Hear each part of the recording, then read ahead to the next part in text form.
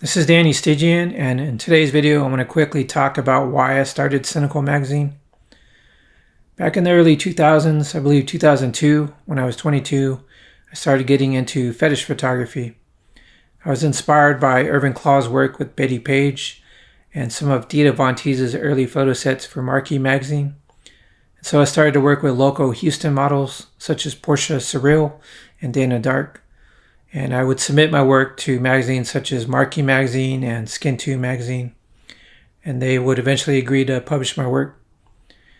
I continued to do fetish photography, but I got it in my head that I wanted to start my own magazine. At the time, my friends didn't support the idea. They said it was going to cost too much, and I needed to print in bulk, and I needed a staff. It was just going to be too hard. So I kind of put the idea on hold for a long time. But I continued with my photography.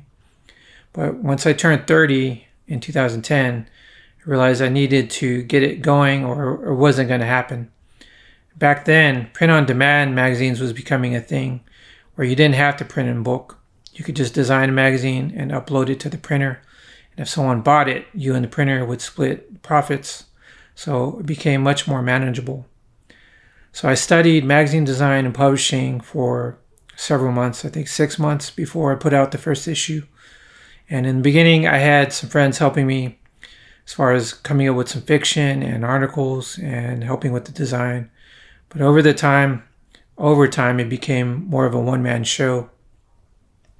In the middle of all this, I also got the opportunity to design a series of magazines for Night Culture, which was a Houston electronic music production company. They had hired me to do a series of magazines which they would distribute to the attendees of their club and festivals. And I also started Subspace Magazine, which is the sister publication to Sinical, which focuses more on BDSM and professional dominatrices.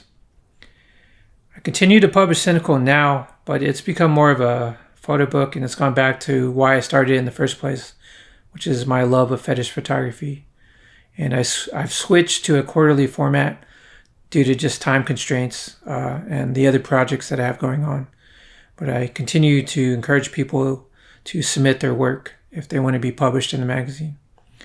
My advice to anyone who wants to start their own magazine is just to find a magazine or a subject that you're interested in, look at the magazines in the field, and just kind of break down how they're designed and try to come up with your own concept of how you want to present your version of that magazine. And then look into design software such as InDesign and print-on-demand companies such as MagCloud. And it's not that hard to publish your own magazine these days. Anyway, if you found any value in this video, please like and subscribe to the channel. I appreciate your support.